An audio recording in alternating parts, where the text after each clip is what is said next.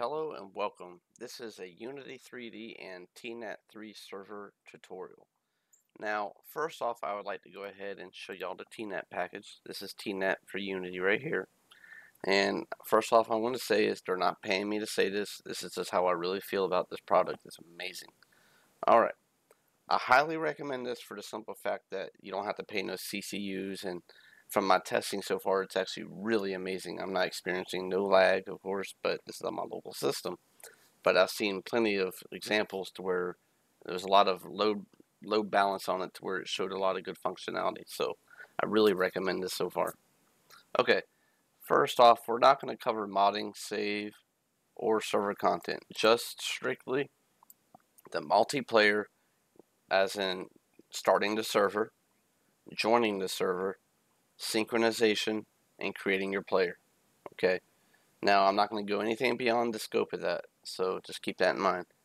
Okay, now let's go ahead and start. First thing I did, I actually exported the Tnet server, or not exported, but extracted. And before it was in the project, and it gave it errors, and I had to figure out why. So I went ahead and just pulled it out in here into my desktop. So we'll go ahead and start the server. Okay, press Q, press enter again. That sets it up for you. I already had it set up. Alright, now the server's up and running. You don't have to change anything. Now if you want, it gives you the SLN and all that, so you can modify the server to your heart's content. Okay, now that that's set up, let's go ahead and create two scenes. We'll name this one main menu.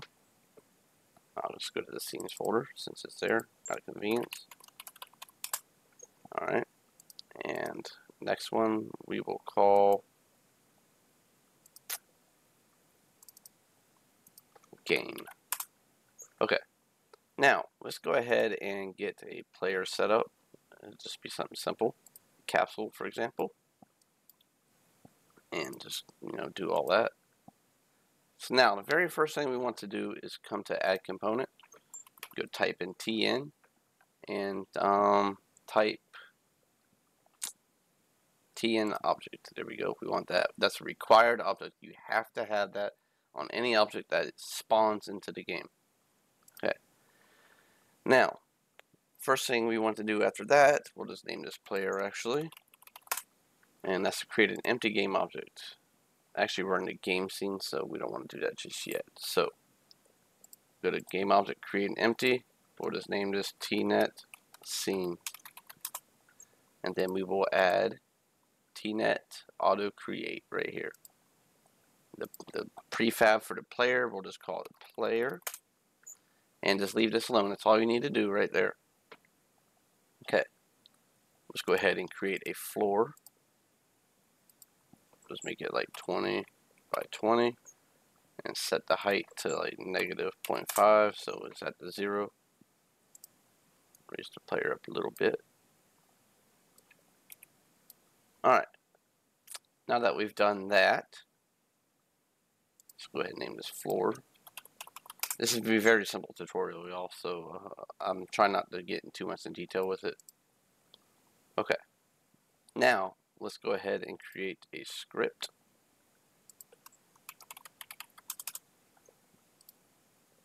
And we'll just call this controller. This is exactly how we will control our player over the network.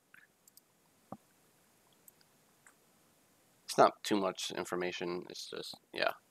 Alright, we'll go ahead and just delete it. I hate these daggone comments when they put it at the start. Alright, first thing we want to do is we want to get a movement speed. So we'll just do public float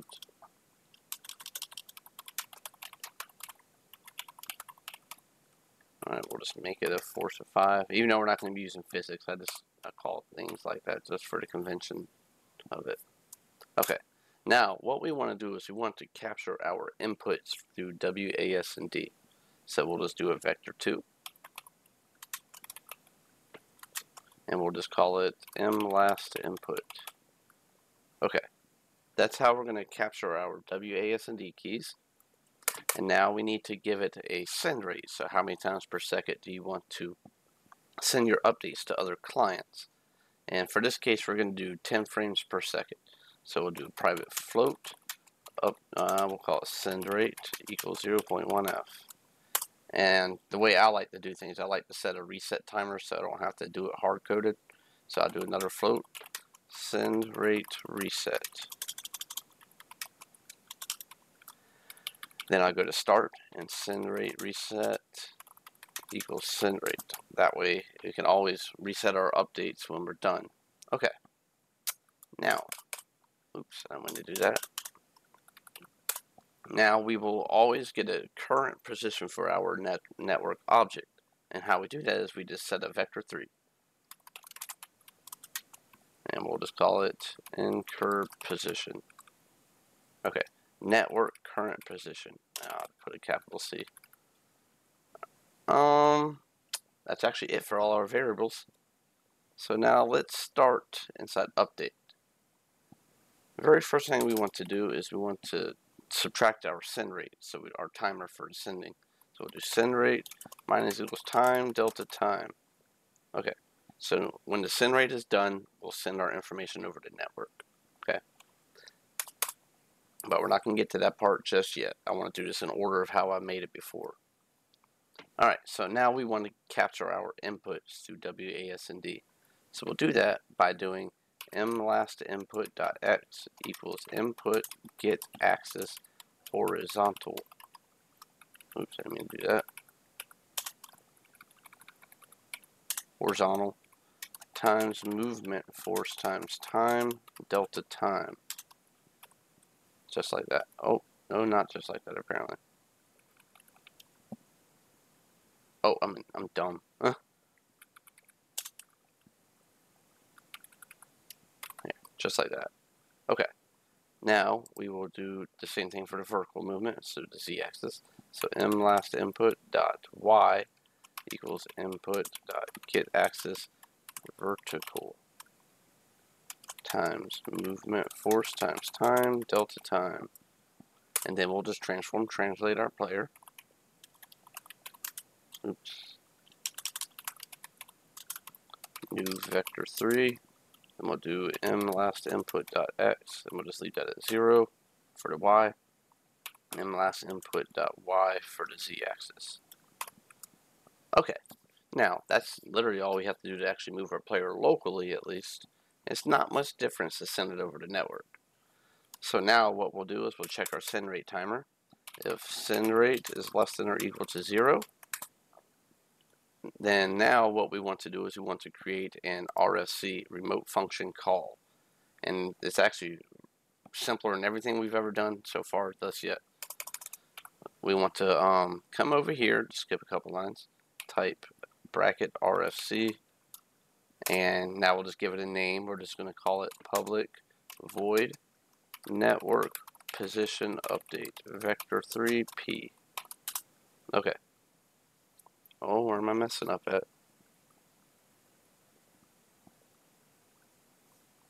Just one moment. Oh. Yeah, this is very important. I forgot all about this. At the very top, where your class name is, where it says mono behavior, delete that and put Tn. Oh, yeah, one thing. Yep. Using Tnet. Always make sure you include Tnet for things that are going to use RFCs and stuff like that. And now, where I was mentioning before, delete mono behavior and put Tn behavior. Okay. So now we can use a proper RFC, remote function call. And all we're going to do is do this incur position equals p. That is it. Nothing else with that. So what this is doing, every time we call this method right here through the remote function call, we're telling the other clients that our network current position is our current position that we're at now. Now, to do that, we've got to send that. So how do we do that? Since we're doing like first person, we're going to do like UDP packets, so it doesn't really matter if it arrives in order or not. You can use TCP, but it's not really recommended. And I'll show you the difference between how to do that. It's really simple. Okay. Remember the, where is it? This TN object right here. This is pretty much your network. It's the master of that object, okay? That's what tells the network, hey, this is my object or not, and stuff like that. So we can quickly, instead of doing get component tn object and then calling things, that's really slow. You don't want to do that. So what we can do instead is tno send, and then we also have tno send quickly. Now tno send, that's TCP, and send quickly is UDP. So it just really depends what you're trying to do.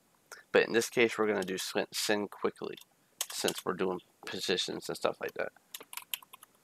Alright, now, as you can see, it says byte ref RFC ID and player ID. Well, we don't need to worry about that. All that, we have 36 types we can do. So what we're going to do is we're just going to give a name to the method right here. Or you could also just do this, just like that. And instead of calling the name of the method, network position update, because this whole string right here will be called, well, we're not called, but will be sent to everybody over the network, and that's a lot of data right there. So what we can do instead is just put a 1, and then we'll just say, hey, who's the target? So we can do target others saved, and then we'll just send our transform position. Okay, we're almost done. Alright, so what we're doing, let's just recap a little bit. We're subtracting our send rate by delta time. Then we're just capturing our inputs. We're just making sure this vector2 is the values for it. In reality, it really doesn't matter. You can use floats if you really wanted. I just think a vector2 is more convenient for this case. And then we just translate our player at the speed of x and y of the vector2. Now you could also put, like 100 on the y, but we're not actually moving the y position, so we don't care about all that right now. Okay, and after we move our player, if the send rate is less than or equal to 0, just quickly send a UDP packet to this method of the vector3, which is our position, to all other players, and make sure it's not really saved as in like an actual save file. It just makes sure that when connecting players join, they get the most updated version. And we just set the network current position equals P.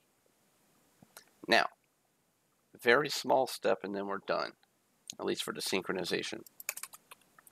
We just want to come back up to the very top. If the network object is not mine, which we got to put an exclamation point. See, you can either put an exclamation point, or depending on your way you're coding, you can do equals equals false.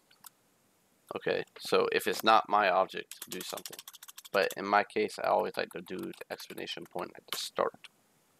Then we'll just do float step equals movement force times time delta time. So pretty much we're just smoothly doing a movement force instead of just very harsh values. So we're going to smooth it from point A to point B. And this is where it comes into play right now. Transform.position equals vector3 move towards transform.position. So the object's current position, and then we're going to go to the target of incur position by step. And now we will return if this is no or not my object. Just leave the method call alone from this point forward. Alright, so that's literally all of the synchronization and movement script. Now your movement script can be whatever you want. This is just an example of WSA&D walking and just updating your positions. Okay, now let's do one more little recap, and we'll start from the start method. So we're going to make sure the reset timer is from the very start is equal to the send rate. That way, when we reach, one thing, I'm glad I just noticed this, send rate equals send rate reset. Okay, so now, if the send rate is less than or equal to 0, we'll quickly send our position to all the network players, and then we make sure send rate resets back to the value of send rate reset, because at the top, as you remember, we made sure the reset equaled the initial value of send rate. And now if the object is not mine, so if this script is on a player that is not my player, then we just want to slowly move the position properly over the network, should I say, to a new updated position. And you'll see this in a few moments when we do a test. And then if it's not my object, just exit. Don't run any of this code. Okay. Now if it's mine, just run all this code, send the updates, and then I'll just go ahead and put a comment. This block for the if statement is only run for players who do not own this object, not the owner. Okay. Only the owner runs the code below this line. The owner will will move his position, and every send rate will send an updated position to new joined players. I'll put newly. Okay. Now that is literally it. That's how you can move, and just doing this, then these few lines of code, and this is how you can synchronize your position. Now obviously you can put it in another script and it'll just work, but for this case of simplicity I left it in one script. Okay, so now we go ahead and save. Okay, now we'll go ahead and put controller. And now if you were to separate, for example, all this stuff right here and this, you would traditionally make sure this every component that the other players don't own would be off, just like that, so you take it off. But since we're running this line or these few lines right here and then we're returning, we're not worrying about that right now. So make sure that if you're not doing stuff like what I'm doing right here with the is mine is false, to make sure it's always off. But in this case we can leave it on because it's going to exit right here anyway, so the player doesn't own it. But it's good practice to make sure it's turned off and put all this in a separate script, just so you know. Okay, but with that being said, now TN object's already there. We got the controller. Okay, now this is really required. You have to make a resources folder. So resources, and stick our player in there. Okay, now all we want to do is delete the player. We go to Tnet scene, and as you can see there's player right here and player. So let's go ahead and save. Now let's load the main menu. Actually, let me go back to that real quick. Okay, cool. Alright, yeah, main menu. Now let's go ahead and get everything set up. This is a lot more simpler than what we just did. There's really no code at all. So we'll just name this Tnet, and we will come here and hit auto join. Oh yeah, auto join, and we'll just name this game.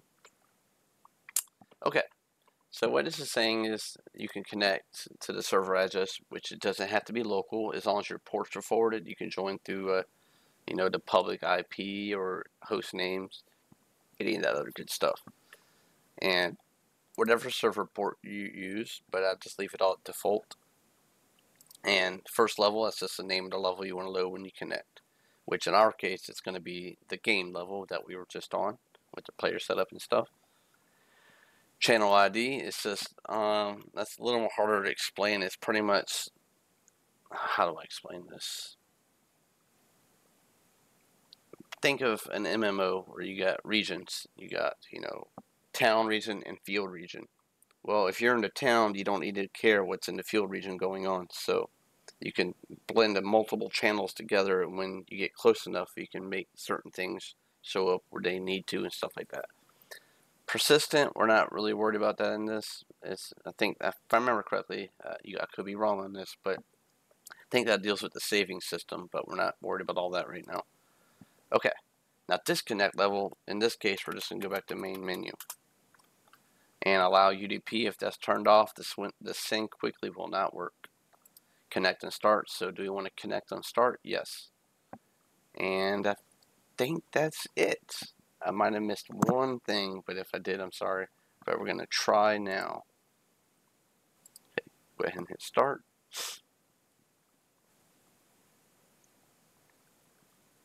Oh, object reference exception. Oh yeah, okay. I wasn't sure if it needed that Tnet manager. Okay. I could have sworn it created it by itself. Okay, yep, alright. Now come here. This is very important. Start Tnet manager, put it on there, and make sure every object you ever want to spawn will be in this list. Okay, so resources, player. Okay, now we'll go ahead and hit play.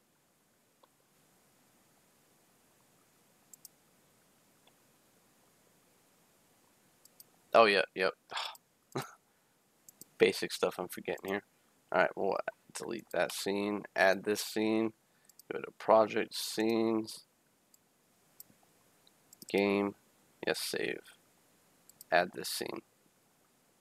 Okay, now we will go back, hit start.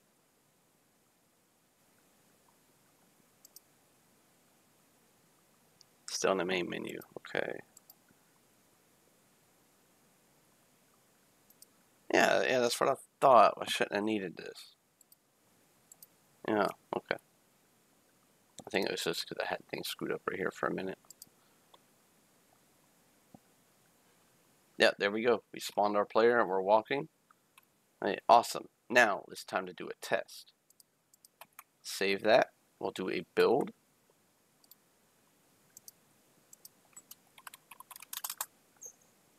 Just name it builds or whatever it's gonna be called. I apologize for the few hiccups, guys, but that's I like teaching like that anyways because it makes you think instead of just being handed all the information. You have to see me have to figure things out.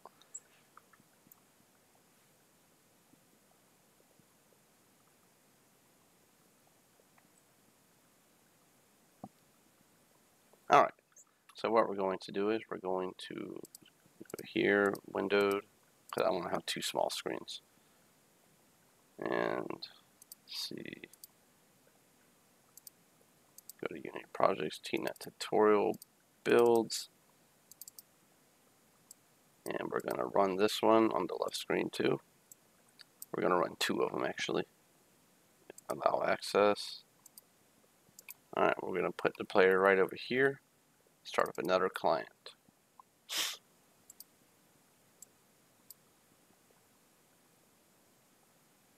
As you notice, that's just one issue. I'm not going to cover that in this tutorial, but yeah, it's a really simple fix. You just have to look it up. But as you can see, the players are moving. Smooth movement.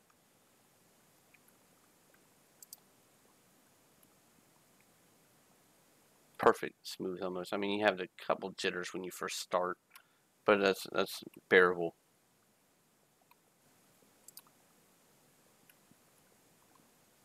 But yeah, guys, if y'all have any questions, just let me know. And I might make another tutorial just to handle that initial start where the object slided. But I know that's covered in another tutorial when I was learning this. There's like a couple other videos out there, but the one guy mentions it. But I will try to cover that probably in another video. That way y'all can at least have that taken care of. But yeah, if y'all have any questions, just let me know. And I know this is kind of brief. I mean, well, sort of, it's 24 minutes. But I just wanted to really get this video out there so I can show y'all, because nothing I saw showed me how to do smooth movement, and nothing got straight to the point. It was all, you know, a bunch of clutter, and I don't got time for that either, so I like to try to make it simple. But yeah, if y'all have any questions, just let me know, and y'all take care.